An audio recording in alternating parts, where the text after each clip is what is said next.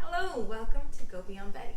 Today we're going to make a delicious Italian salad that's kind of rustic and something that not everybody has had before.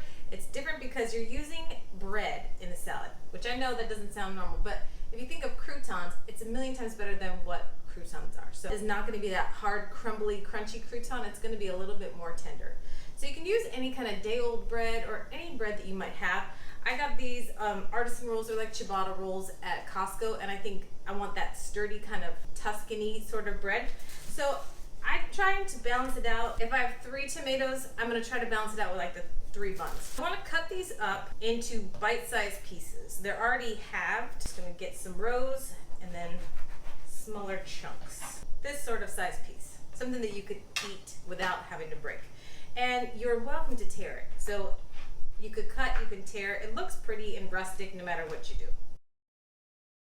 So look through what you have. Again, you want uniform pieces. If you see anything that's maybe not separated, separate it out so that they're all about the same.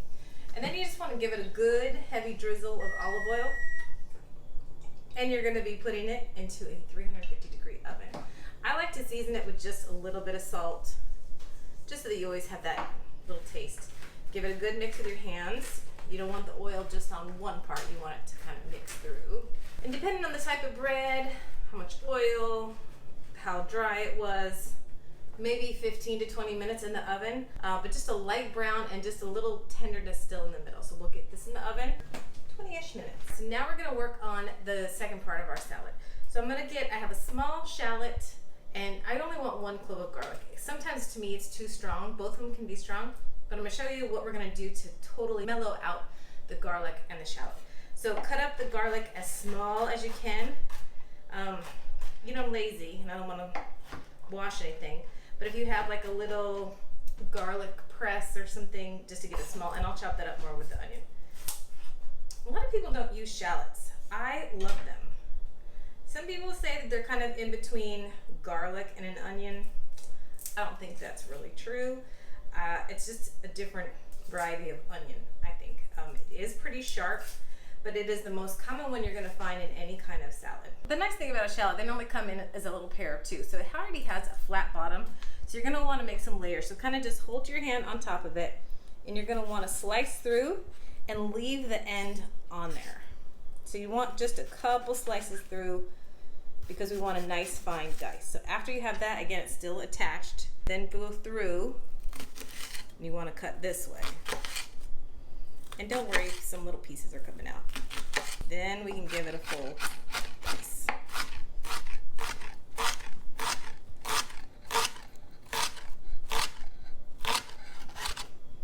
So I'm going to still give this an even finer dice with the garlic all together.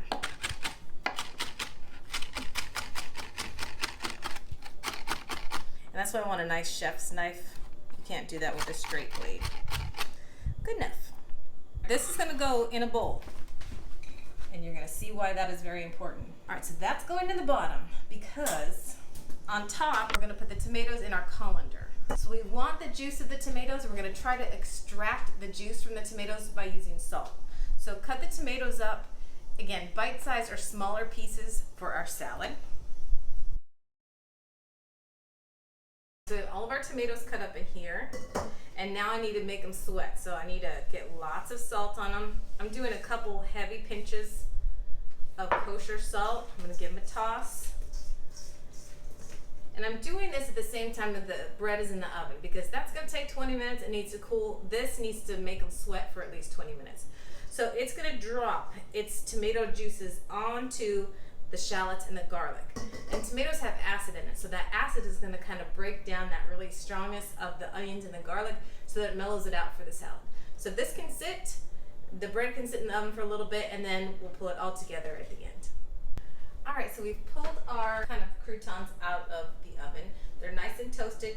They actually did get a little, I can feel there's a little tenderness in them, but they are a little bit stiff, but that's totally fine. You can't overdo them. So you can see there's a lot of juice in there from the tomatoes, which has completely mellowed out the garlic and the shallot.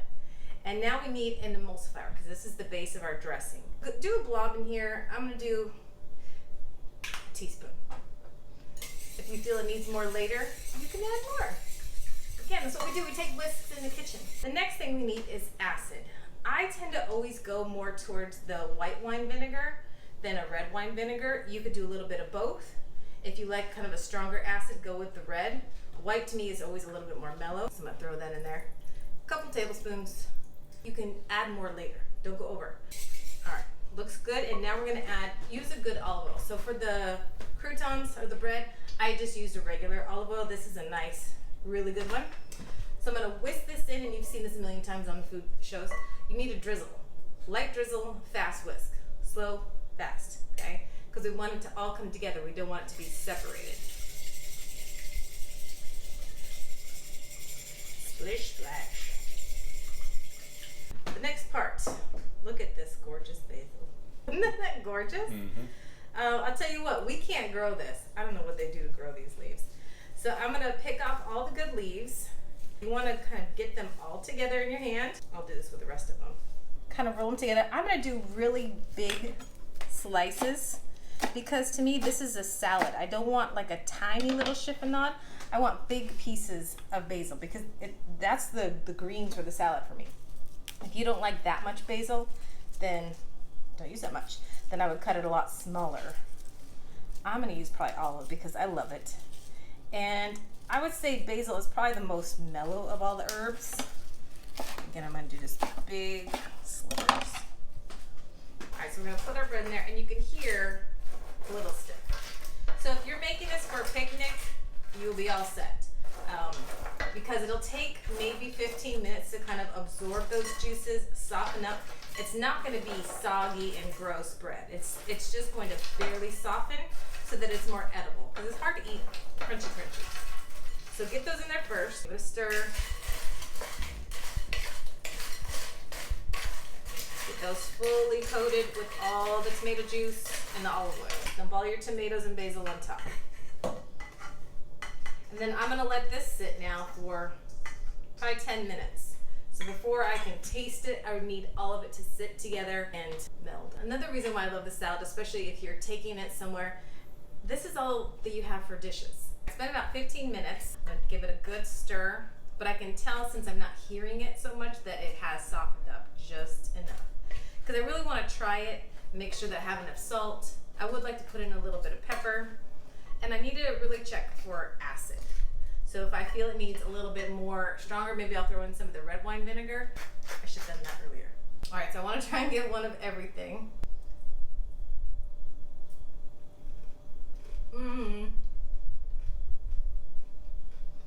It's perfect.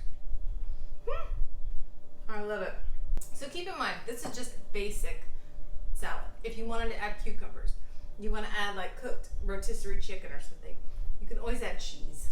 I would do like a pecorino romano, Tom's favorite.